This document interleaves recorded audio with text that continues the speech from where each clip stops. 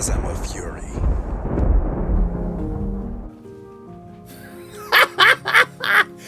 Oh my god. Oh my god. All right, Kareem. All right, because I'm Kareem. You know, duality. You know who I am. Anyway. Wow. I woke up this morning and boy, oh boy, because I went to sleep. It was the stuff that was not said at the PS showcase that got people angry. And I'm like, okay, what was it? My friend sent me a couple of links. So it appears that now me, of all people, I can't wait to play Horizon Forbidden West, Miles Morales, and even if I want to play Sackboy, I can't wait to play it on my PS4 Pro. And you know what's so funny about that while I'm laughing is because for months the ponies have been going at the Xbox about Sony cares about generations and they're gonna go with this generation. They sticking with PS5 and they sticking with only PS5. Cross generation is gonna hold back Microsoft. Look at Halo Infinite, it looks like trash. Why? Because it was a Xbox One game, and now they want to put it onto all cross gens and it's gonna hold it back. And guess what? Miles Morales available for PS4 in a couple of months. Whenever Forbidden West comes out, available for PS4. Sackboy, whenever that comes out, there's no dates, okay? And then on top of that, what did we got that final moment. One of my favorite moments was God of War, Ragnarok. Ragnarok is coming, like, because we already knew how it ended, that Thor was going to be coming, you know, Atreus or Loki, his real name. He saw the visions of it. So that was one of my best moments of the show. People were talking about, oh, Miles Morales. I was like, yeah.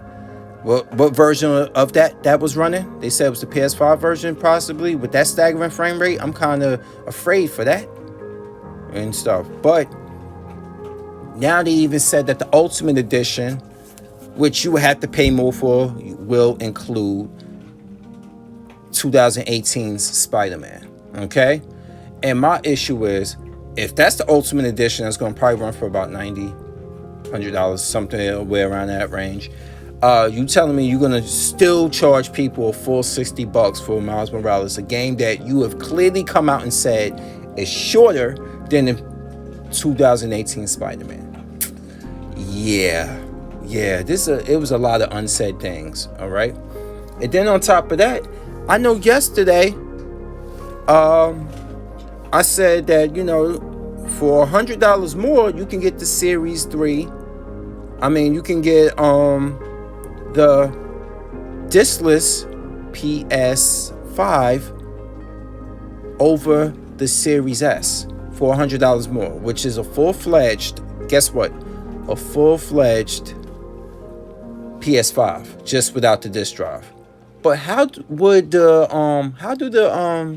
we say, the people buying the optical drive, how do they feel that they paying a full-on $100 more?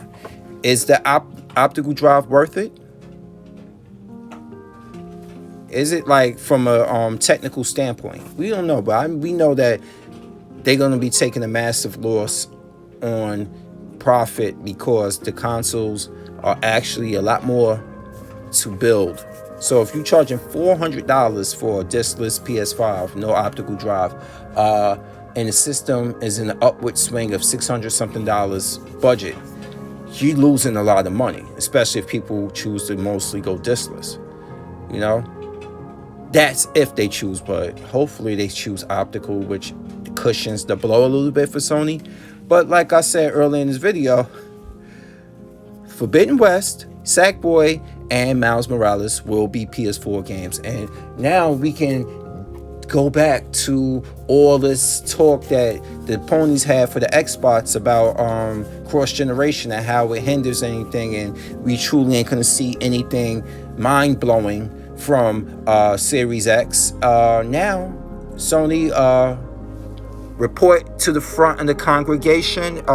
We have a few words for you, and we have a few questions, please. And guess what? I'm going to go check on the life support and see who's on it when it comes to the ponies. I want to see what MBG is going to damage control, Solid Rev. We already heard Puerto Rock, and he ain't happy. That was funny. Like, Zaire put that out there, but Fred sent me the link. People aren't happy, okay? And you spent months fighting a war for Sony, and they were ready to stick a knife in your back. This is what I've been telling you. Don't trust any of these companies. Let them fight for you. Don't fight for them. What Microsoft has been doing to people? They've been trying to get back in your good graces for a long goddamn time. Why? Because they knew they messed up. They had to readjust their strategy, and they had to come back with something different. And they were moving in a different path on their own. And then when that path turned out to be lucrative, Sony was like, oh, no. Oh, no, we're going to do that. We're going to put our games on the PC. You know, people on the Sony camp, like the Sony ponies gave Microsoft so much over that, the PC games, and forgot that Microsoft is a PC company also. And from a budget standpoint, from a logistical standpoint, you really think if they have a console and they have a PC format that they're gonna just completely rob Peter to pay Paul and spend lots of money to make games only on a PC versus kind of spreading the wealth out, where two ecosystems that they both have a good stake in, they just going to just basically ignore the fact that they can just run them together. They're going to run them together. Okay? But Sony has no PC stake.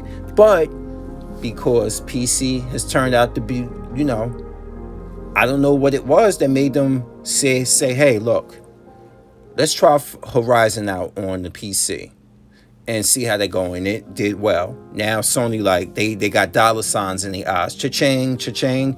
And now, guess what? The new Horizon will be on the PC too, eventually. Final Fantasy 16, exclusive console-wise, but can we even believe them anymore? They lied to everybody. So now, looking at that, and you wondering like, wow, they no different from Microsoft. Some people are gonna damage control it. Well, at least they still got better games. Hey, that's subjective. If you want to run with that, I'm not going to stop you, because Sony do got games. They got games, man. This ain't me saying they don't. But all that damage controlling, all that lying, all that finger pointing and ha, like Nelson, what is it all for? It was for nothing. Because I'm a Fury. I'm out. Peace.